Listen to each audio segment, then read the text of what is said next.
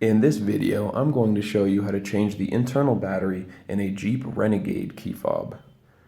This key fob was used on Renegades from 2015 all the way up to modern day, and it takes just one CR2032 battery.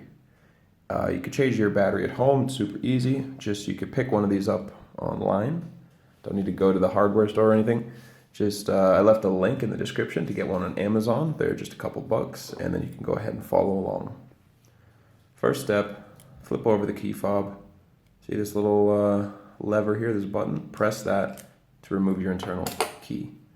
Now here's the keyhole, and then there's this little slot that we can use to open up the key fob with a flathead screwdriver, a coin, something that fits in there that we can hold firmly, gently twist. With very little force, just go easy on it, you will start to open this up. I like to then just work my way down through that seam, that opening, keep twisting until it comes free very easily, just like that. Now, we just have to take something else. I'm just going to use the same tool and get under the battery, and you'll see it just flies out like that.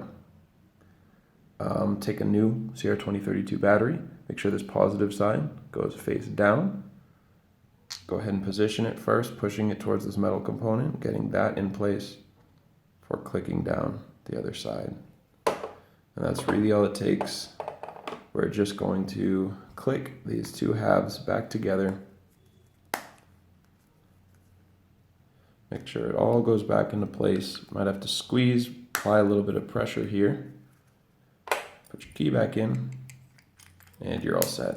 Super simple. If you found this video helpful, feel free to leave a like or comment. And for more information on changing batteries of key fobs for nearly every make or model, visit fobbattery.com. And thank you so much for watching.